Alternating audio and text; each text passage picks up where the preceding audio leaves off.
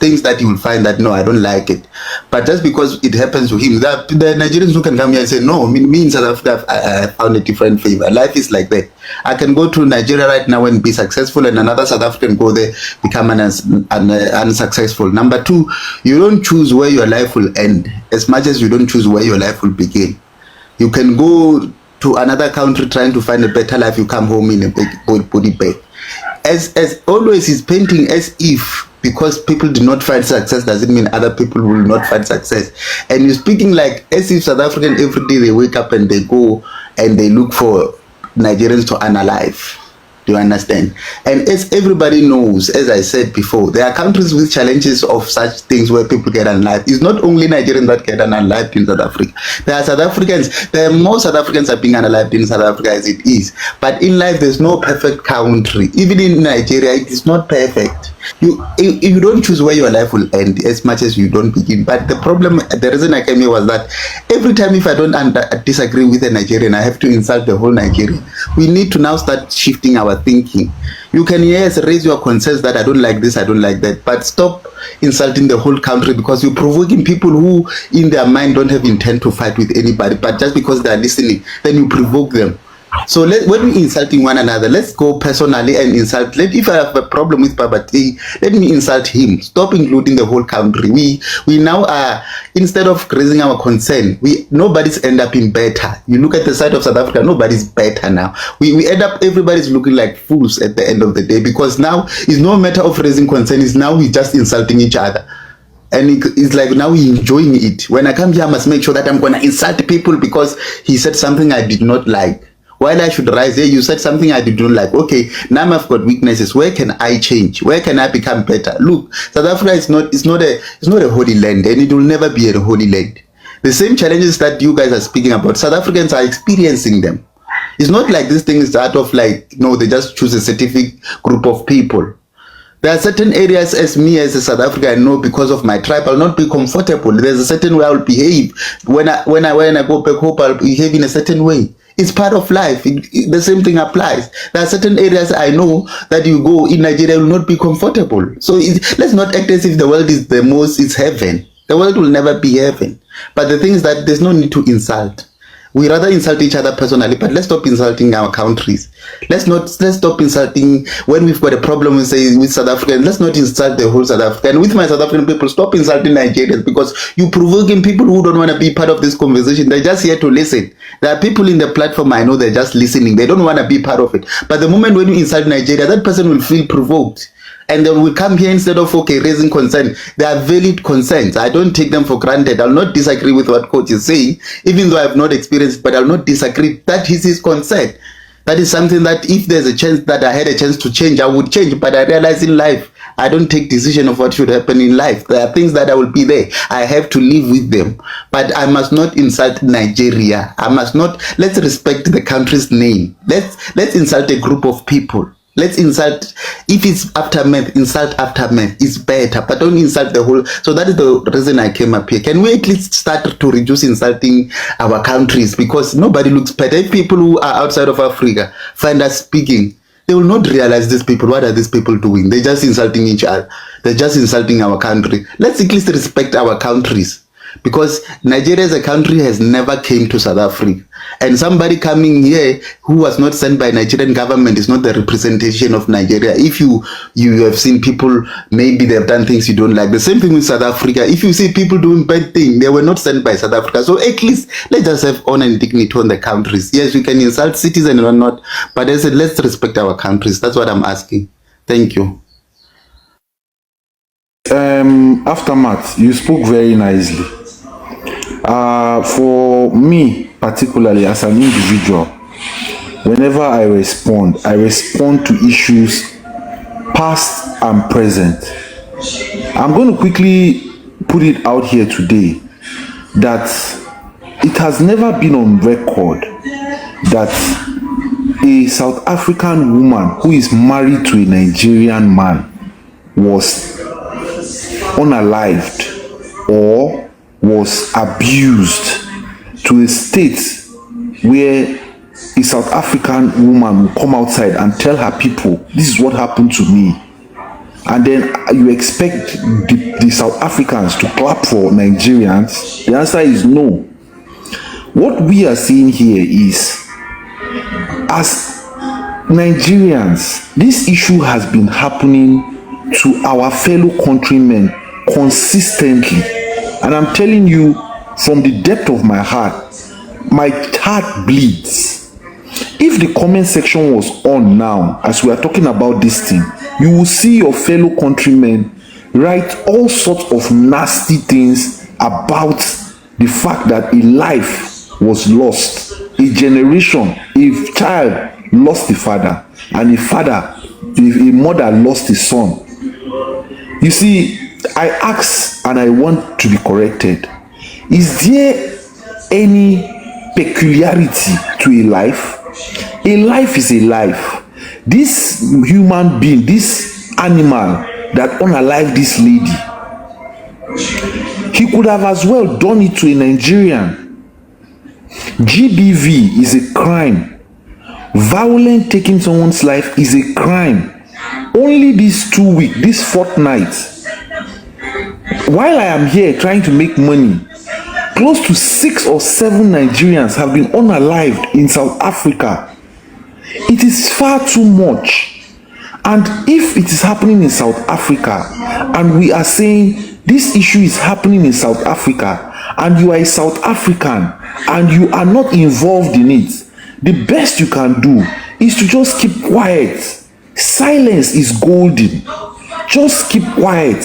And if you want to help, you can tell your fellow countrymen, let's stop this habit of unaliving people. It is not right. If Nigerians are doing the same thing to your people, you will feel sad. If a South African unalives a South African, I really wouldn't bother that much. It's an internal issue. The tongue and the teeth can bite each other. You can bear that pain. But if a Nigerian national is unalived in South Africa, we have every right to condemn it, to cry. You cannot beat me and say you will describe how I'm going to cry. We are all bleeding.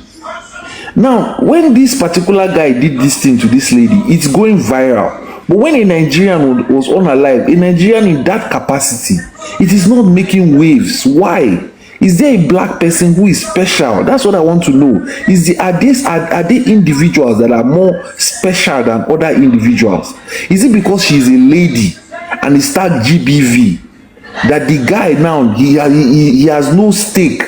His own life has no stake. It doesn't make any sense. When we as South Africans come on this platform, the best you can do is either you keep quiet or you simply sympathize with the Nigerians and say, oh, this is terrible. My people are bad people. For them that have involved themselves, don't do damage control. We don't need you to do damage control. Just sympathize with us if you can. If you can't, just keep quiet. That's all I'm saying.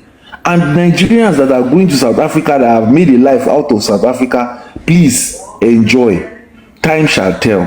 Including those ones that have married South Africans to the point that they have given birth there. I wish you well. I pray it ends well for you. But once bitten, twice shy. If your neighbor's mustache, the blockhouse is on fire, the best you can do is to put water on yours. So you learn from what we are saying here. That's the essence of this platform, is to educate other Nigerians about what is happening in South Africa. Some of us might come here more furious. Some of us might be more objective. But the theme remains, stop unaliving Nigerians in South Africa. Thank you. Yeah, it's good to be back here. Thank you, Hercules. You actually said some of the few things I wanted to say. And this goes to aftermath. Please go back to your country. Like they say, charity begins at home. So please, I need you to go back to South Africa, go back to South African platforms and start telling them they should stop abusing Nigerians and stop condemning Nigerians, because they started condemning, they started abusing us. We are on our own, jeje, despite the fact that we are unaliving our people over there. So for now, I stand to be corrected. You know, go better for any black African. I have said it that the blood of the innocent Nigeria that has been shedded on the land will cry and will make South Africa unpeaceful or unjoyful. It will make them suffer for the blood of the innocent ones. Oh, except if you people did not kill innocent ones. If you kill innocent ones, there's nothing like joy for you people. It is suffering all the way, from generation to generation. And so shall it be by the mighty name of Jesus. Back to the talk of the town. You said the thing is affecting you people, just like my brother Achilles has said. Teeth and tongue they fight. That one is your cup of tea, your personal problem. I even enjoyed the way they were telling Annabelle to shut up, because I told her, what's your business with these people? These people are animals. They don't value woman life. They don't. So why should you tell? If they want to unalive themselves, finish and leave their land for the whites. After all, it's the white Muzungus that own 90% of South African land. Let them unalive themselves now. That's their cup of tea. That's their business. The only thing that is affecting us is when you start unaliving our own, just because they come there to make a life. Nigerians are hardworking, and on any land there is this I think the man is a Zimbabwe man, a politician or so. I can't remember the African country. He said any country you don't find a Nigeria, he said leave that country, because Nigerians are hardworking. As far as there is something on that soil, you see Nigerians there. They are ready to work for their money. It is not everybody that is doing powder. But your own people, aftermath, your own people categorize all Nigerians as powder pushers, including the innocent ones they unalive. Once they unalive them, they say they are powder pushers. That's why they unalive them. If they are powder pushers, were they the one that trained your children to be taking powder? That one is a talk for another day. I don't get to that time. Because as I did like this, I don't talk am before, now aura for aura, fire for fire. What we do now for boats is coming.